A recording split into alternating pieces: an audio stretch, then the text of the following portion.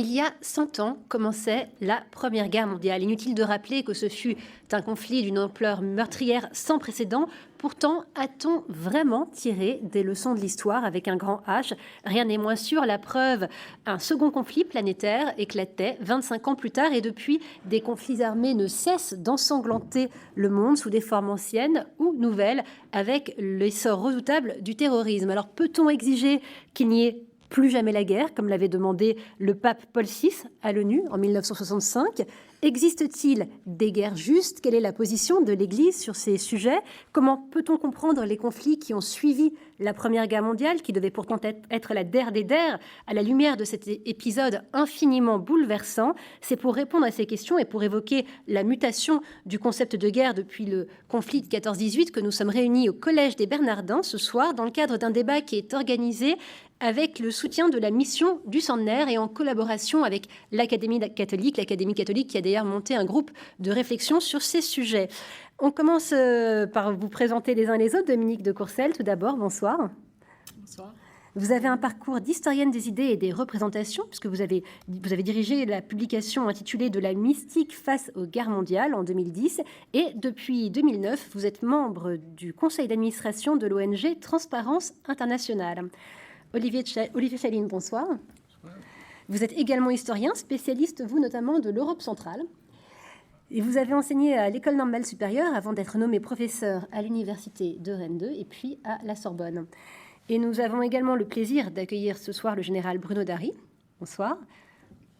Vous êtes officier de l'armée de terre française et président du comité de la Flamme, mais également ancien gouverneur militaire de Paris.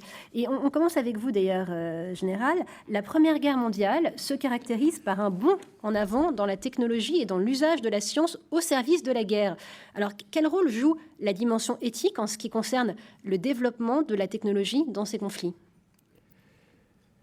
La dimension éthique, c'est surtout l'efficacité des armes. La Première Guerre mondiale va causer des pertes énormes à l'armée française parce que la France, par rapport à l'Allemagne, est en retard sur le plan technologique, notamment pour les mitrailleuses et les canons. Rappelez-vous les premiers jours, fin août, la France perd 24 000 soldats. C'est la journée la plus meurtrière de toute la guerre, en une seule journée, parce que nous montons à l'assaut avec le pantalon Garance et puis, j'allais dire la fleur au fusil, peut-être pas, mais face aux mitrailleuses allemandes qui créent des massacres. Et donc, en permanence, les deux armées qui vont rivaliser pendant 4 ans vont rechercher des technologies nouvelles et ces technologies serviront après dans la vie civile. Alors, les technologies au-delà des armes, il va y avoir l'apparition de l'arme aérienne, des premiers avions, qui balbutiaient avant la Première Guerre mondiale, qui vont servir d'observation, puis de bombardement, et puis même après d'avions de chasse. On a fêté hier la première victoire aérienne en France. Mais la victoire aérienne, c'était il y avait un pilote, un observateur derrière qui avait un fusil puis qui a tiré le voisin à moins de 20 mètres. Enfin, le voisin, l'ennemi.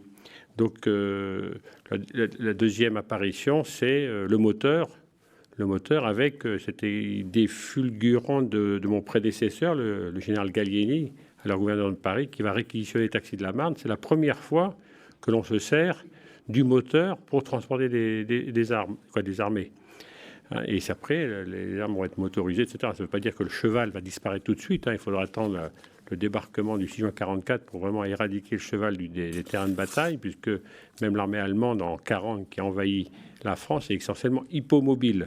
On parle de blitzkrieg, etc., mais elle est encore très hippomobile. Les chars de bataille qui vont apparaître en 1917, et puis d'autres avancées technologiques comme la médecine, qui va faire notamment tout ce qui est lutte contre le handicap, qui va faire des progrès faramineux avec tous les blessés, les plusieurs centaines de milliers, voire les millions de blessés que des millions de blessés, vous avez dit 24 000 morts même en une journée. J'imagine que tout ça chamboule beaucoup les représentations que l'on a de la guerre, du conflit. Dominique de Courcelles, vous avez travaillé sur cette question des représentations. Vous êtes historienne des représentations. En quoi cette Première Guerre mondiale a constitué une rupture en termes de représentation, notamment en termes de représentation spirituelle? Alors, il est vrai qu'au moment de cette Première Guerre, au fond, on ne s'est pas posé la question de la guerre juste. Vous voyez, il y avait une tradition très longue, très ancienne, d'interrogation justement sur la justice de la guerre. Et là, on ne s'est pas posé la question parce que tout de suite, on a été absolument convaincu qu'on était dans le légitime et dans le juste. Et de ce point de vue, évidemment, les choses étaient changées.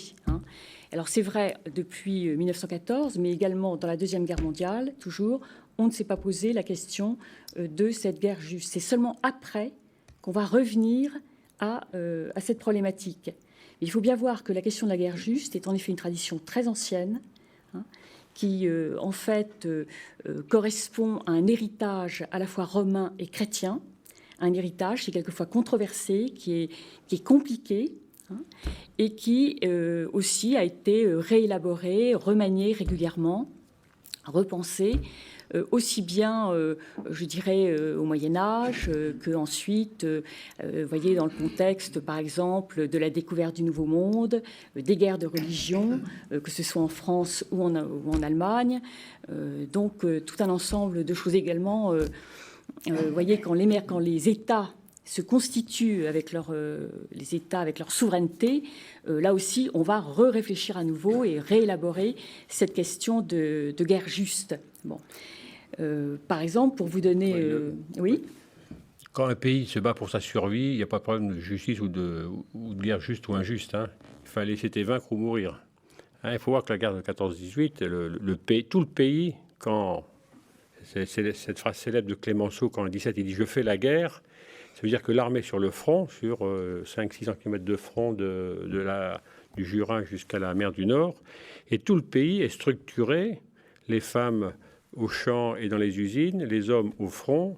La diplomatie est une diplomatie de guerre, l'organisation de la société est une société en vue de la guerre et de la victoire, etc. Donc, certes, c'est une guerre juste et injuste, mais là, c'est un peu comme le pays est en légitime défense. Ce que vous dites, vaincre ou mourir, en fait, c'est véritablement ce que vous venez d'écrire, ce qu'on appelle une guerre totale, au sens où ce conflit armé a mobilisé toutes les ressources de l'État, sa population, son économie, sa politique, sa justice. Olivier Chaline, est-ce que cette mobilisation entière d'un pays vous paraît encore aujourd'hui envisageable ? Aujourd'hui, on aurait peut-être du mal, mais ce qu'il faut rappeler, c'est que à l'été 1914, d'abord, comme ça vient d'être dit, tout le monde est persuadé d'avoir à se défendre, que ce soit les Français, les Allemands, les Britanniques, les Russes. Enfin, ce qui est extraordinaire, c'est la manière dont on a plongé dans le conflit en ayant tous le même sentiment, à savoir d'une menace qui allait fondre sur chacun des pays. Bon, mais on a l'idée de partir pour une guerre courte. C'est-à-dire qu'on estime qu'il y aura quelques batailles qui seront rapidement décisives, qui permettront d'aller ou à Berlin ou à Paris, et qu'après, ce sera terminé. Donc, il n'y a pas besoin d'avoir des stocks de munitions considérables, d'avoir des réserves de matériel énormes, et surtout, ça ne nécessite pas d'organiser la société pour autre chose qu'un effort violent, mais momentané. Personne n'avait envisagé que ça pourrait durer 4 ans. Absolument personne. D'ailleurs, ce qui est extraordinaire, il y a eu un auteur, son nom m'échappe, mais qui écrit à la veille de la guerre que quand même dans une période aussi éclairée que la nôtre, où les peuples sont unis par le commerce, par de communs intérêts, une guerre est totalement impensable. Ça fait un peu penser à l'affirmation de la fin de l'histoire juste avant la chute du mur de Berlin. C'est en général mauvais signe quand on voit apparaître ce genre d'écrit. Donc, il va falloir, à partir du moment où la guerre n'a pas accouché d'une décision rapide, organiser tant bien que mal la société, l'économie, tout l'appareil productif en fonction des besoins de la guerre. Alors, on pense aux énormes quantités d'obus et de plus en plus considérables qu'il faut produire, qu'il faut acheminer. Mais lorsque vous avez autant d'hommes mobilisés, sans compter les animaux, il va donc falloir acheminer des quantités énormes de nourriture jusqu'au front. Tout cela, il a fallu y procéder sans plan véritablement préétabli, en évitant, surtout imaginez les obus, des ruptures d'approvisionnement trop brutales. Or, la situation de départ dans tous les pays belligérants, c'est celle d'une économie qui fonctionne selon les principes du libéralisme. Donc il n'y a pas d'intervention de l'État, sauf dans des domaines extrêmement précis. Qu'est-ce que la guerre impose? À cause de sa durée, ça va être justement une implication de l'État de plus en plus forte. On va bien y venir, et notamment en Allemagne, à cause des pénuries, à cause du blocus maritime allié qui étouffe peu à peu l'économie et la société allemande. Bon, peut-on pour autant, même avec les efforts notamment de Ludendorff, dans le sens d'une organisation de l'économie de guerre contrôlée par l'État, et en particulier par le grand état-major allemand, aller jusqu'à parler de guerre totale pour la Première Guerre mondiale? J'en suis pas absolument persuadé. Les historiens ont beaucoup tenté de faire la généalogie de cette notion, y compris en remontant à des époques antérieures. Ça ne donne pas de résultats. En tout cas, ça ne permet pas. La Seconde Guerre mondiale. Voilà, c'est la Deuxième Guerre mondiale. Voyez par exemple l'attitude de l'Allemagne. Elle est capable d'occuper très rapidement la France, les Pays-Bas, la Belgique, des parties entières de l'Europe centrale. Là, on va avoir, surtout à partir de 1942-1943, une véritable guerre totale qui se traduit d'abord par le pillage des pays occupés. Rappelons-nous en France ce que ça a donné. C'est aussi des déportations de main-d'œuvre, plus ou moins organisées de manière différente selon les pays. Là, il y a une véritable exploitation. Là, on est vraiment dans la guerre totale.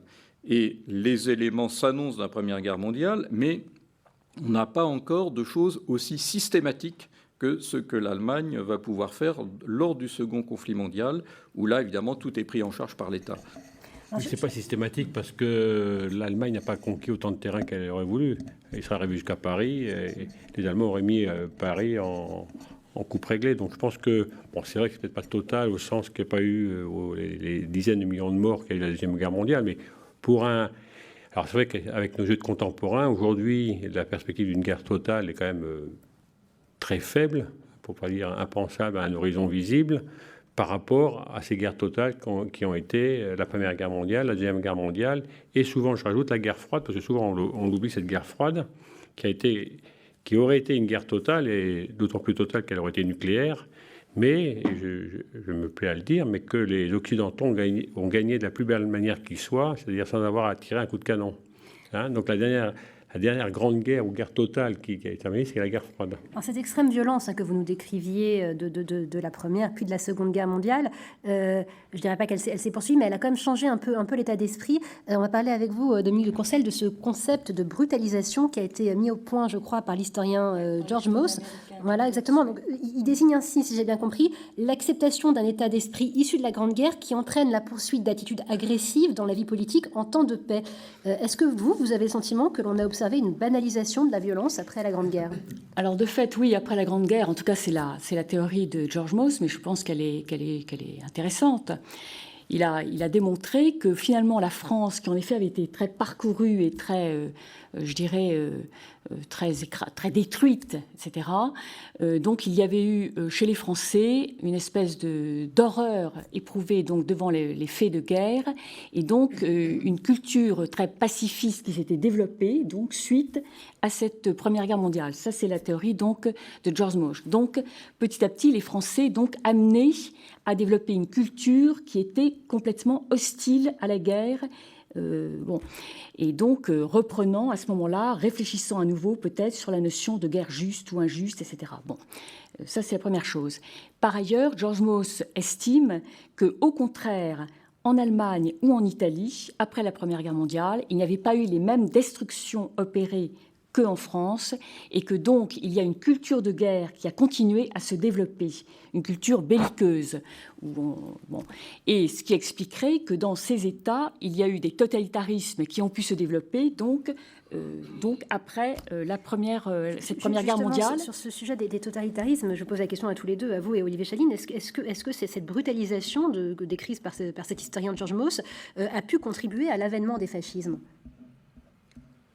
C'est-à-dire qu'il y avait de toute manière, mais dans des milieux assez marginaux, même si culturellement ils pouvaient avoir un certain relief. Par exemple, en Italie, avant la Première Guerre mondiale, vous prenez le mouvement futuriste autour de Marinetti, par exemple. Il y a, alors c'est une sorte de pause esthétique et littéraire, mais la notion de la violence sont là avant la guerre. Donc on peut apporter un certain nombre de correctifs. La théorie proposée par George Mossé est extrêmement stimulante. Après, on peut voir si ça marche ou pas. C'est-à-dire qu'il est sans doute imprudent de tout faire sortir du premier conflit mondial, un peu comme ce qu'on a vu tout à l'heure pour la technique. Tous les éléments sont là, sauf que ça va prendre une intensité, ça va prendre des utilisations qui n'étaient pas envisageables ou qui se seraient faites sur une durée beaucoup plus longue. Général alors moi, je vais un peu en opposition à ce que vous dites, parce que après la Deuxième Guerre mondiale, il y a eu ce qu'on appelait la guerre froide, et là, on a été à un niveau paroxysmique, c'est-à-dire que vous savez la mutual assured destruction, c'est-à-dire que les Anglais, les Russes et les Américains étaient sûrs de s'autodétruire mutuellement si elle était déclenchée. C'est-à-dire que dans le concept et dans la réalité, parce que ces armes elles existaient, elles étaient pointées les unes vers Moscou et puis toute la Russie, toute l'URSS à l'époque et les autres vers les États-Unis ou l'Europe, y compris la France. Vous connaissez cette réplique de Gaulle à l'ambassadeur du RSS qui lui dit « Mais votre théorie, monsieur le général, ne tient pas la route car vous allez détruire Paris. » Et il lui dit « Nous périrons ensemble, monsieur l'ambassadeur. » Donc c'était à un point paroxysmique. On ne l'a pas déclenché, c'est vrai, mais il a fallu cette menace, et ça c'était des deux côtés. Pourquoi est-ce que c'est important, selon vous, de célébrer ce centenaire et comment l'armée française perpétue la mémoire du conflit ? Alors, c'est important parce que c'est quand même un traumatisme profond. Pourquoi ? Parce que souvent on dit l'attentat de Sarajevo, mais l'attentat de Sarajevo, c'était le déclencheur. Le feu couvait, puis il y a eu cet attentat, puis après cette suite d'incidents ou d'événements dramatiques qui ont enclenché. Moi, je crois qu'il faut redonner du sens à toute célébration. Alors, c'est vrai pour la guerre de 14, mais toutes les fêtes militaires, donner du sens, ça veut dire trois choses. C'est-à-dire, un, se souvenir. Un peuple sans mémoire, c'est un peuple qui n'a pas d'avenir, donc il faut se souvenir. Deux, tirer les enseignements, dire pourquoi, qu'est-ce qu'on a fait, etc. Techniques, physiques, technologiques, moraux, sociaux, etc. Et trois, après, c'est important. Et moi, si j'étais dans telle situation, que ferais-je ? C'est-à-dire ramener cet enseignement à nous-mêmes et se poser la question. Vous avez dit tout à l'heure que je préside le comité de la flamme, et souvent, quand il y a des soldats qui viennent, ou même l'école de guerre, je leur dis, vous voyez, il y a le cérémonial, mais après je prends la parole, je leur dis, réfléchissez à ce soldat qui est enterré là, dont nul ne connaît le nom, le pays, la famille, etc. Il n'avait rien demandé à personne, puis un jour il a reçu l'ordre de monter à l'assaut, il est monté à l'assaut, il a pris une balle en pleine tête et il est mort dans l'anonymat. Donc pensez que cette leçon vous fait dire que le jour où vous aurez donné des ordres, vous qui faites l'école de guerre, donc qui serez appelé à concevoir des ordres et des manœuvres et des opérations, alors que ce soit dans les souterrains, en dessous du boulevard Saint-Germain, au centre de planification et de conduite des opérations, que ce soit en état-major d'un théâtre interallié, les ordres que vous allez écrire, alors c'est plus maintenant avec un stylo et une plume, c'est sur un écran d'ordinateur, mais vous avez des frères d'armes qui auront à les mettre en œuvre. Donc il faut se mettre à leur place et dire est-ce que les ordres que je vais donner, comment ils vont les mettre en œuvre, est-ce que je les envoie pas au casse-pipe ? Ces soldats qui sont tombés, ils sont tombés parce qu'ils avaient le sentiment quand même de défendre une guerre juste. On va parler avec vous, Dominique de Courcelles, de la guerre juste. Vous en parliez tout à l'heure. Le général évoque en effet cette réflexion qui est proposée à l'armée et aux militaires, qui est en effet très importante. C'est intéressant aussi, et à tout le pays, c'est intéressant aussi de voir comment, à la même époque, donc je dirais entre les deux guerres, et en fonction évidemment aussi des événements qui se mettent en place, des choses qu'on peut observer ou repérer à peu près dans les différents pays, comment il y a un discernement qui commence à s'exercer de la part de l'Église. Il y a une parole ecclésiale qui commence, qui montre qu'il y a un discernement, ou en tout cas une réflexion à l'œuvre, et peut-être même un discernement. Alors, comment est-ce qu'elle a évolué, cette parole Là, ecclésiale, par exemple, on pourrait citer en 1937, il y a 2 encycliques de Pie XI, Divini Redemptoris et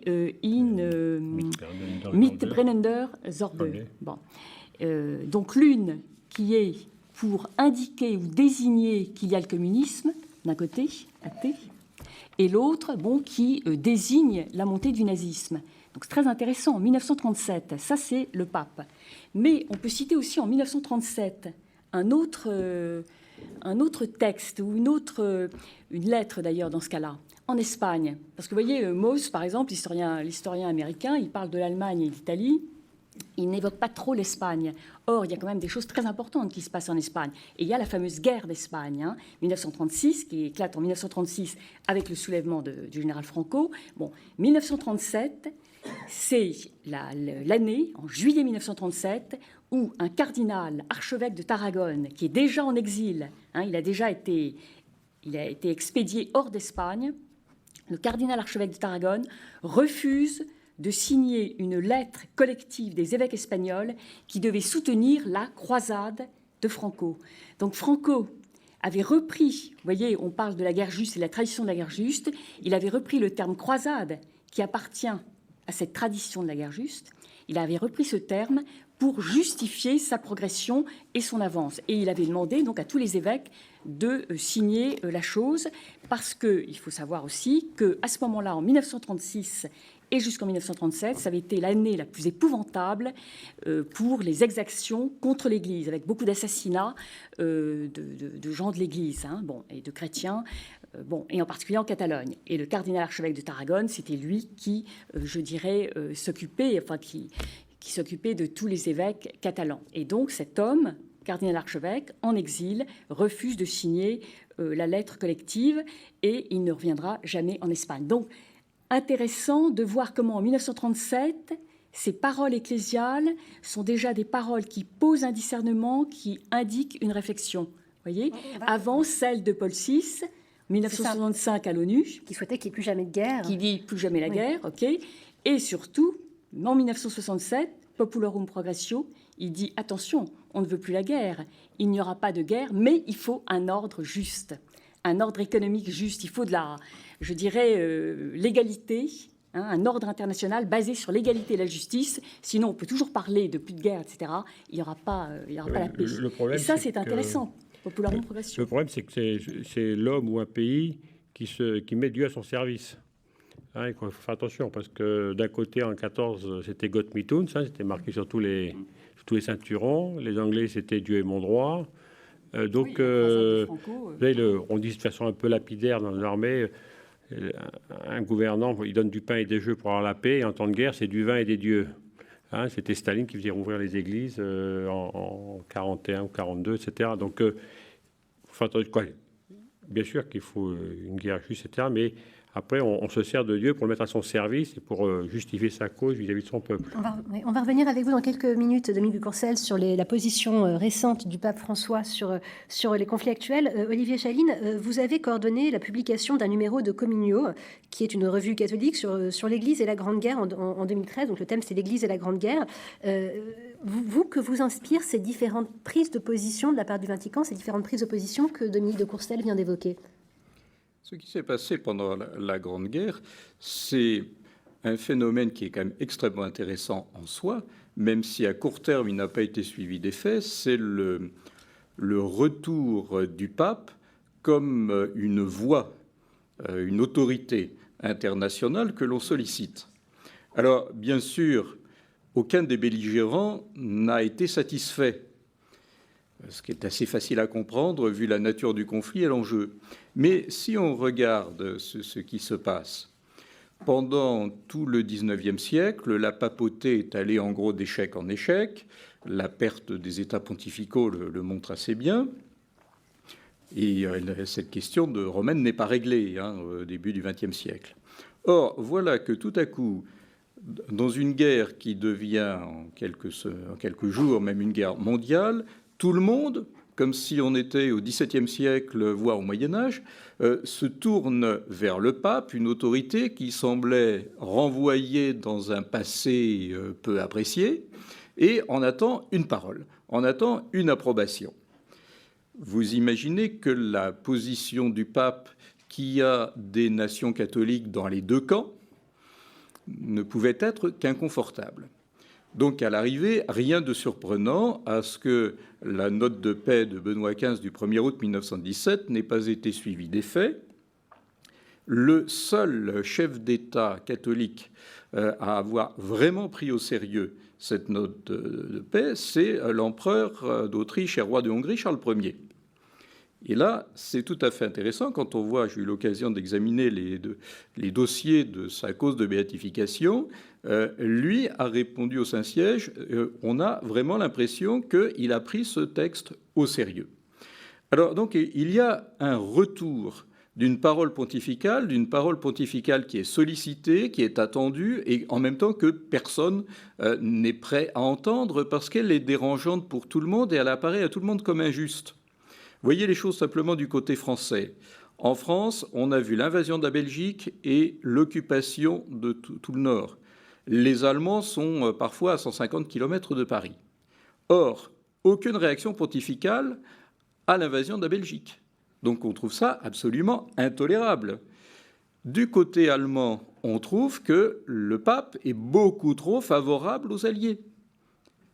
Dans ces conditions, Benoît XV est le pape Bosch pour Clémenceau et le pape français pour Ludendorff. Bon, donc évidemment, l'échec est assuré. Et pourtant, au-delà de l'échec, le pape est revenu comme un acteur moral, sans véritable statut politique à l'époque. Les accords du Latran, c'est seulement en 1929. L'Italie a tout fait pour que le Saint-Siège soit exclu des négociations de paix et de Versailles. Donc, pour le moment, c'est une réintroduction un peu paradoxale. Il est revenu sur le devant de la scène, y compris tout récemment. On a parlé du pape François, qui a. Est-ce que vous pouvez nous expliquer, Dominique de Courcelles, sa position sur l'État islamique pour protéger à la fois les chrétiens d'Orient et les Yazidis? Oui, alors attention, il ne faut pas faire dire au pape ce qu'il n'a pas dit. Il faut être extrêmement prudent quand on le cite. Bon. Si vous voulez, voilà ce qu'il a dit. Il a dit que, et ça j'ai apporté moi-même j'ai apporté le texte pour qu'il n'y ait pas d'ambiguïté là-dessus. La parole même du pape est très claire. Il dit « arrêtez l'agresseur injuste et licite ». Et alors, la phrase du pape est très précisément je dirais, elle s'inscrit, voyez, dans ce qui pouvait être la tradition de l'Église ou la tradition chrétienne depuis le départ, depuis par exemple ce que pouvait avoir dit saint Augustin, ce que pouvait ensuite avoir dit Thomas d'Aquin, etc., qui d'ailleurs cite saint Augustin, ce que pouvaient dire ensuite d'autres théologiens comme ceux de l'école de Salamanque au XVIe siècle, qui s'étaient prononcés, les théologiens de l'école de Salamanque s'étaient prononcés à propos de la découverte du Nouveau Monde et des conquêtes des Indiens. Donc si vous voulez, il se situe par rapport à cela, et je vais vous citer aussi la phrase, le texte, le petit texte de Saint-Augustin sur la guerre juste. Il dit, on peut définir, voilà ce que dit Saint-Augustin, on peut définir les guerres justes ainsi. Ce sont celles qui vengent des injustices. Quand une famille ou une collectivité qui a été victime d'une attaque armée n'a pas pu soit punir les méfaits que les siens ont subis, soit reprendre ce qui lui a été injustement arraché. Alors, Augustin, quand il écrit ce texte, il est absolument dans la ligne de Cicéron. Donc, on se défend contre des agressions injustes. Et c'est ce que dit le pape. Arrêtez l'agresseur injuste et licite. Il dit arrêtez, mais il ne dit pas quels sont les moyens. Ce n'est pas à lui de dire quels sont les moyens. Mais il dit également, et ça c'est intéressant, il ne dit pas que l'agresseur injuste, ce sont par exemple les djihadistes, musulmans, etc. Il ne les nomme pas. Et quand il dit également que ce n'est pas un État tout seul qui doit décider des moyens à prendre pour arrêter l'agresseur injuste, là aussi, il ne cite aucun État, et par exemple pas les États-Unis. Vous avez raison sur ces plans sur ces aspects sémantiques on ne peut pas faire dire n'importe quoi. Voilà. Général Bruno Dary, la notion du juste est quand même une notion très subjective. Est-ce qu'il n'y a pas un risque d'instrumentalisation par les puissances belligérantes? Oui, j'aime bien la parole de Jean-Paul II qui a dit ça. Jamais on ne peut se servir du nom de Dieu pour justifier la violence. Qui, à mon sens, qui est quand même très fort et très justifié. Après, ce que vous voyez, c'est qu'il y a une évolution dans l'espèce d'humanisation de la guerre, mais c'est pas dans le droit, dans le juste ad bellum, c'est le juste ad bella, le juste in bellum. C'est les conventions de La Haye et de Genève qui, peu à peu, ont vu le jour dans cette volonté qu'a eu l'Église au Moyen-Âge, etc., d'humaniser la guerre, et ont pris cette suite, ont fait des conventions pour protéger les blessés, les prisonniers, les populations civiles. Et récemment, dans les 20 ou 30 dernières années, on a rajouté des protocoles additionnels pour interdire les guerres, les armes bactériologiques, les armes chimiques, etc.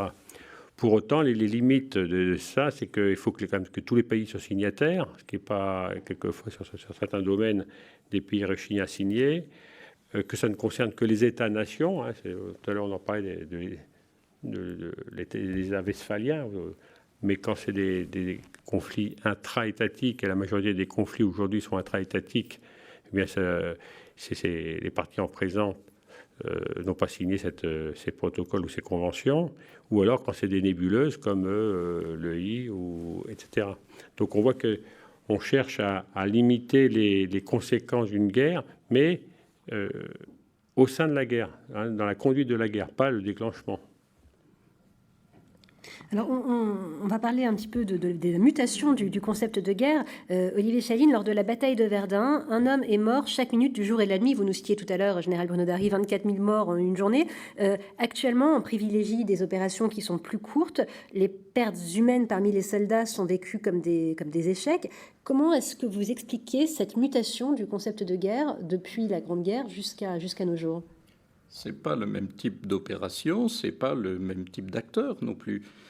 Aujourd'hui, vous engagez des professionnels, parfois ce sont des forces spéciales, des commandos, des gens qui sont entraînés à un type d'opération très particulier. Ça n'a évidemment rien à voir avec le soldat citoyen mobilisé de la Première Guerre mondiale. Donc là, on n'est pas du tout dans le même registre. Alors aujourd'hui, ce qui est quand même frappant, c'est qu'il y a un paradoxe où on ne supporte pas l'idée qu'il puisse y avoir des morts. Dès qu'il y a un peu plus de quelques dizaines de victimes, à ce moment-là, il faut absolument se retirer. On parle de frappe chirurgicale, d'ailleurs. Alors, oui, avec une belle hypocrisie en général.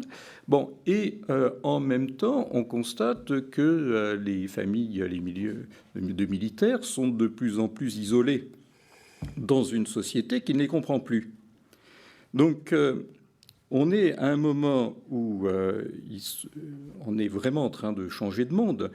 Moi, je m'attends à voir le retour accéléré des mercenaires et des entrepreneurs de guerre qui sont pour moi familiers au XVIe ou au XVIIe siècle.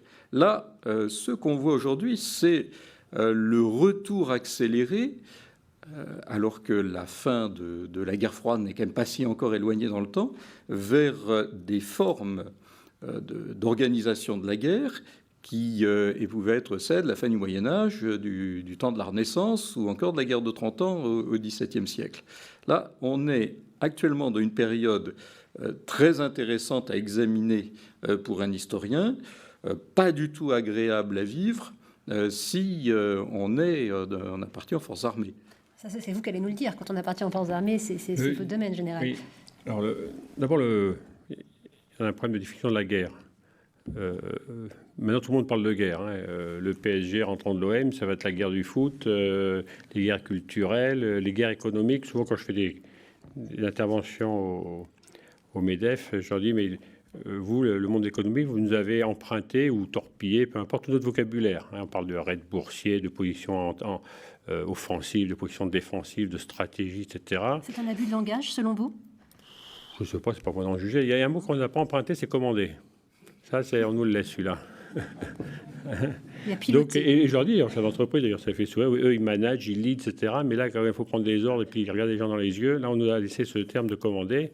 Mais on nous a pris tout notre vocabulaire. Donc, le mot de guerre a été quand même dévoyé. Aujourd'hui, je pense que ce qui caractérise le mieux les engagements militaires des pays occidentaux ou en général de tous les pays, c'est le terme de conflit. C'est-à-dire qu'on est en conflit avec, alors peut-être c'est dramatique d'avoir un soldat, deux soldats, un otage qui est tué, etc. Mais ça n'empêche pas, la différence n'empêche pas le métro de tourner, nous de venir à une conférence, le RER, les avions, etc. Donc la vie... conflit plus que de guerre, parce qu'il y a une frilosité, selon vous, un tabou à l'égard du terme guerre ? Oui, c'est vrai, parce qu'à un moment, rappelez-vous, quand on est rentré à l'époque de la guerre du Koweït, on dit non, c'est pas une guerre, c'est une opération de guerre. On faisait de la sémantique. Dès que c'est la réalité, on évite d'employer le mot de guerre. Et quand c'est dans les autres domaines culturels, économiques, etc., alors là, on l'emploie à tout bout de champ. Mais aujourd'hui, on peut pas dire que on peut pas comparer les guerres mondiales telles qu'on les a vécues au XXe siècle avec les conflits aujourd'hui. La grande différence, c'est que ces conflits, au moins pour nous, le pays qui menant ces conflits, c'est limité. C'est-à-dire ça concerne les soldats, ça concerne les Quais d'Orsay, un peu Bercy parce que ça coûte cher et puis il faut payer. Et puis, mais ça n'empêche pas l'éducation nationale de tourner, le ministère de l'écologie, etc. Donc le pays continue à vivre normalement et en même temps, on mène ces conflits. C'est pour ça qu'on n'est pas du tout dans une guerre totale comme on l'évoquait. Non, absolument pas. Je crois que la rupture, ça a été vraiment tout à l'heure, vous avez évoqué Fukushima qui disait que c'était la fin de l'histoire. Je crois qu'en fin de compte, c'était pas ça, c'est la fin d'une histoire des guerres totales, telles qu'on a pu les vivre, jusqu'à une nouvelle époque où, alors, c'est pas la fin d'une, les crises ont commencé un peu avant, Kolwezi, le Liban, etc. Mais les frontières ne sont plus remises en cause. Celui qui s'affranchit d'une frontière pour aller envahir, rappelez-vous la guerre du Koweït, il se fait renvoyer dans ses buts par une coalition internationale. Donc les frontières sont figées grâce à un système onusien qu'on peut critiquer mais qui existe. La guerre totale est rejetée, je ne dis pas aux oubliettes, mais quand même est évacuée. L'enlisement d'un conflit est présenté comme un danger. Il y a une réappréhension. Dans les rivalités entre pays, toutes les rivalités entre pays ne se règlent pas uniquement à coups de canon. Maintenant, ça peut être diplomatique, économique, culturel. Il y a d'autres moyens de pression. Faire un embargo. Alors, on sait que c'est un embargo, ça c'est la qualité, ses défauts, mais il y a d'autres moyens de pression sur un pays, compte tenu de l'évolution du monde. Donc, aujourd'hui, on est dans une zone plutôt de conflit que l'on mène. Alors, c'est vrai que quand je dis ça, c'est un peu égocentrique parce que c'est un conflit pour la France, mais c'est sûr que si vous allez aujourd'hui en Libye, en Centrafrique ou au Mali, c'est un pays qui est en guerre civile. Mais ça n'a pas quand même la même ampleur pour nous autres que c'est les guerres du XXe siècle. Dominique de Courcelles, est-ce que vous avez envie de réagir à ce que vient de dire le général Bruno Darry et notamment sur ces autres moyens de pression dont on dispose, autres que les boulets canons? Vous avez, en effet, le général a évoqué la question des frontières, le passage des frontières, etc. Tout à l'heure, je crois que vous parliez aussi des flux, des flux de population, etc. Alors, c'est intéressant de voir que déjà la question s'est posée, la question de ces possibilités de passage, de circulation, etc. La question s'est posée, je dirais, au XVIe siècle, avec les théologiens justement de Salamanque, et en particulier Francisco de Vitoria. Au fond, ils voyaient une guerre justifiée dans deux cas, et donc ils se démarquaient un peu par rapport à cette tradition plus, je dirais, plus classique de Saint-Augustin ou de Thomas d'Aquin. Enfin, donc, pour revenir à Francisco de Vitoria, lui, il estimait qu'une guerre était légitime, juste et justifiée, et donc il ne s'agissait pas de questions avec Dieu, etc., si c'était pour défendre des peuples contre la tyrannie. Donc ça, c'était le premier cas de figure. Et donc, évidemment, ça permettait de justifier la guerre de conquête des Indiens parce qu'on estimait que les Indiens étaient dirigés par des tyrans. Donc ça, c'était la première chose. Et la deuxième légitimité, enfin, la deuxième cause juste pour faire la guerre, c'était précisément, il fallait protéger la circulation, la libre circulation des hommes et des marchandises. Dans l'Empire espagnol, évidemment. C'était Francisco de Vitoria, il parlait aussi pour l'empereur. Bien compris. Voilà.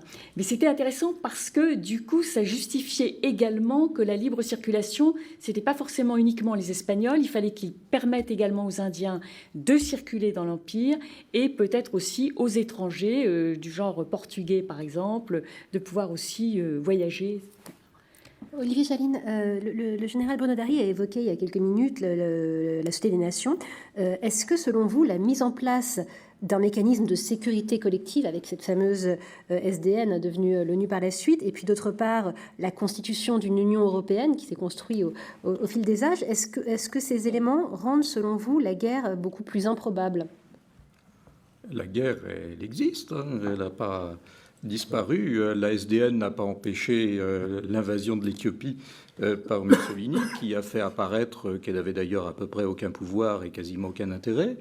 Et ensuite, l'ONU n'a pas empêché les guerres. Alors, à défaut d'empêcher il a les guerres, permis est-ce que c'est un peu un garde-fou d'organiser parfois certaines interpositions, voire certaines coalitions. J'entends bien que ça n'a pas empêché, mais est-ce que c'est une forme de garde-fou malgré tout ? On peut espérer que ça puisse servir de temps à autre de garde-fou. Après, ça n'empêchera pas des gens habiles et bien organisés de modifier les frontières. La guerre, on ne fait pas la guerre pour faire la guerre. On l'a fait en fonction d'objectifs politiques qui peuvent être parfois explicitement territoriaux. Après tout, nous venons d'assister en Europe, en tout cas sur les marges orientales de l'Europe, à une rectification de frontières majeures. Quand la Russie a récupéré la Crimée, c'est dans une opération d'un point de vue technique admirablement réalisée. Il n'y a pas eu de guerre au sens comparable à ce qu'on a vu par le passé. Néanmoins, c'est quand même une action de guerre assez particulière, avec des gens qui n'ont pas d'uniforme, mais qui ont l'air tellement repérables comme force spéciale que c'en est admirable. Et à l'arrivée, le résultat, c'est quand même de récupérer tout un territoire. Et ça se passe en Europe. Et des élections pour justifier son intervention. Voilà. Donc, du point de vue juridique, on a, au moins du point de vue russe, bien entendu, tous les éléments nécessaires. Et c'est des choses que ne peut pas se contenter de voir en termes de... et en fonction des préjugés communs qui sont ceux en Europe occidentale aujourd'hui. Il faut replacer ça dans toute l'histoire de très longue durée de la Russie pour comprendre comment, du côté russe, la chose est envisagée, et comprise et justifiée. Et là, il est vrai que dans ces cas-là, ni des sanctions internationales, ni des condamnations d'une instance internationale n'ont un poids très considérable. Jusqu'à présent, les foudres pouvaient apparaître mouillées et les sanctions punissent autant parfois l'agriculture française que la Russie qu'on souhaiterait châtier. Il faut voir que les conflits aujourd'hui, la majorité des conflits depuis 30 ou 40 ans sont essentiellement des conflits intra-étatiques. Regardez la Centrafrique, le Mali, la guerre des Balkans, tout ça, c'était des conflits intra-étatiques. C'est pas, en fin de compte, dans les 40 dernières années, il y a eu assez peu de conflits entre deux pays, entre l'Irak et l'Iran. Il y a eu la bande d'Aouzou entre le Tchad et la Libye qui a eu un certain temps, mais il y en a assez peu. Alors, quand c'est un conflit intra-étatique, l'ONU n'a pas trop non plus à interférer. C'est des problèmes internes au pays. Et alors après, la communauté internationale intervient quand ça commence à dégénérer, mais c'est essentiellement comme des conflits qui se passent à l'intérieur d'un pays. Les frontières évoluent peu. Comme historien, je ne suis pas juriste, mais je suis historien, donc ça peut donner parfois une certaine profondeur de champ. Quand vous regardez les frontières, il y a certaines frontières qui existent depuis très très longtemps. Prenez simplement dans la carte de l'Europe. Vous allez voir certaines frontières qui ont été tracées, on va dire, depuis il y a très longtemps dans le Moyen-Âge et qui n'ont guère bougé par la suite.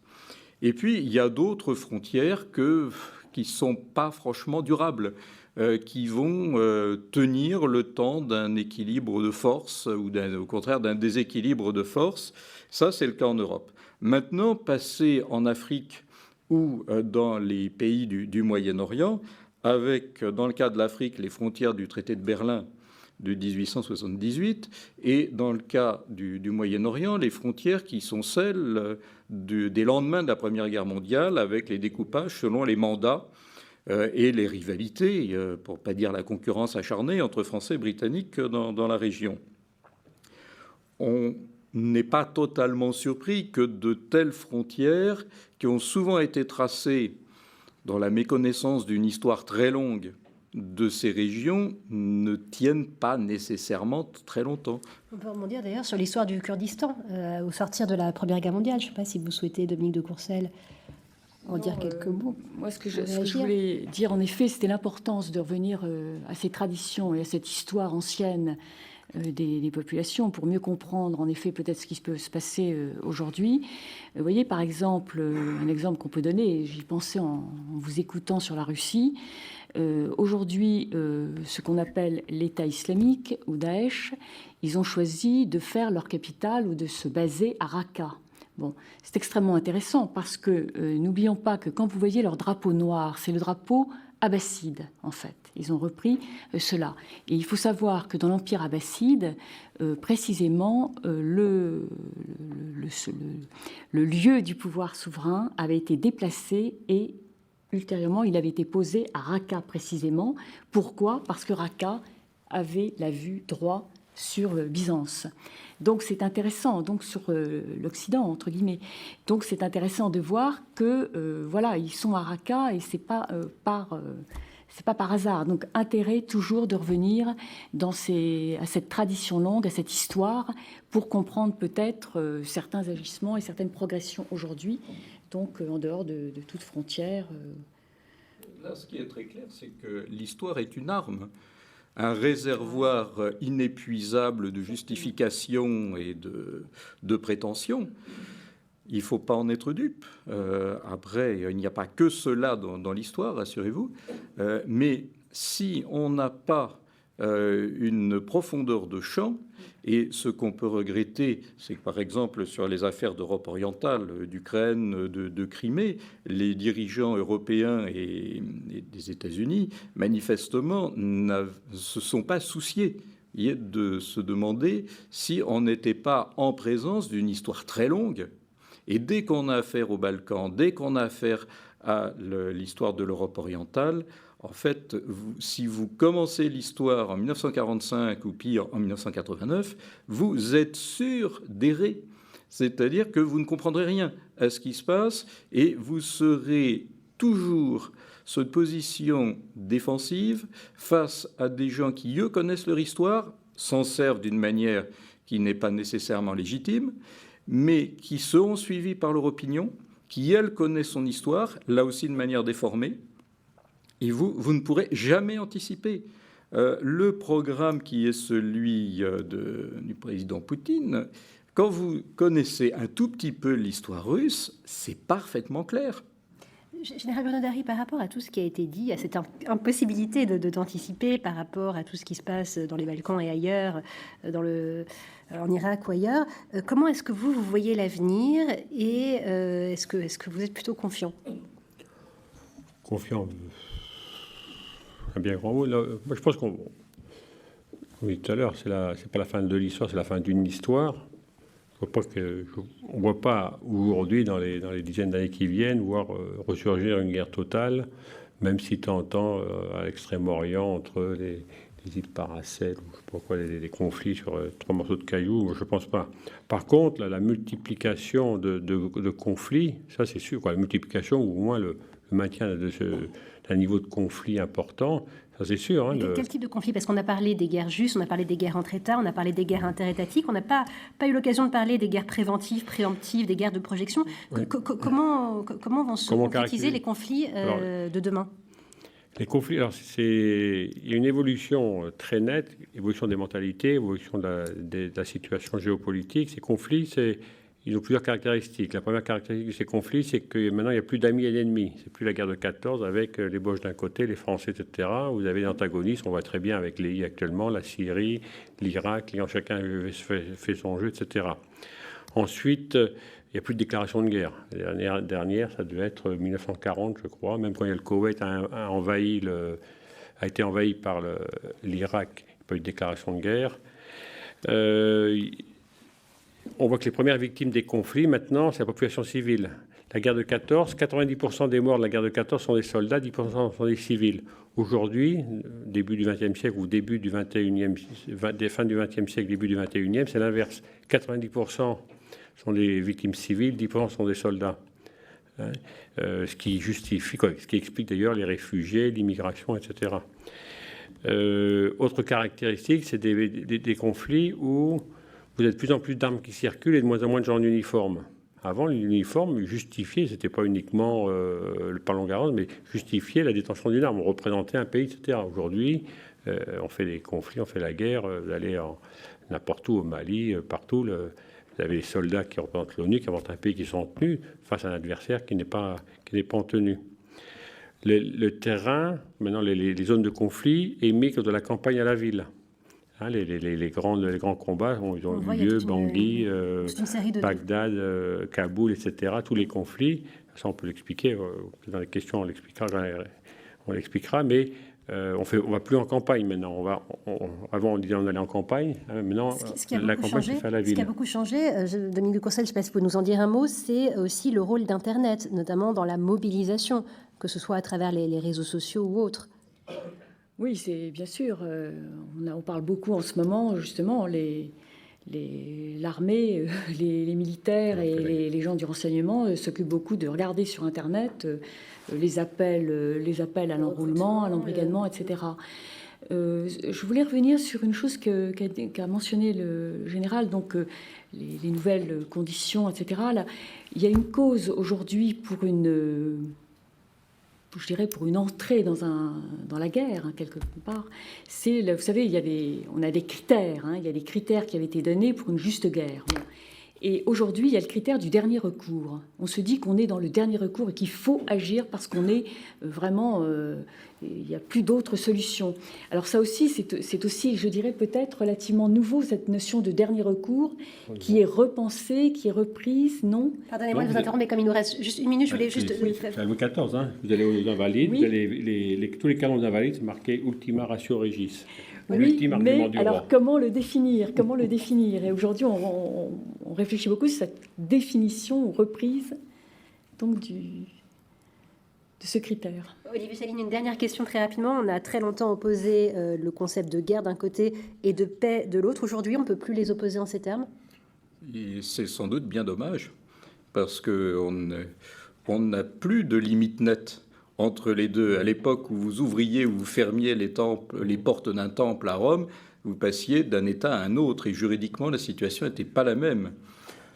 Aujourd'hui, on est entré dans une époque qui est une espèce d'entre-deux, avec des degrés d'intensité, de menaces, de violence qui ne sont pas les mêmes. Moi, je garde comme un souvenir personnel d'un changement d'époque quand j'ai vu tout simplement des militaires en uniforme et en armes, sans doute pas chargés, patrouiller dans le métro et dans les gares parisiennes. Je me suis dit, j'ai connu l'état de paix d'avant. Ce qui ressort beaucoup dans ce que vous dites les uns les autres, c'est que les frontières sont très brouillées. Ce débat arrive à sa fin et on doit malheureusement conclure. Merci à tous les trois d'avoir participé à ce débat. Mardi prochain, j'aurai le plaisir de vous retrouver pour parler de nouveau de la guerre et plus précisément de la mémoire de la guerre d'Algérie. Merci d'avoir passé ce moment avec nous. À bientôt.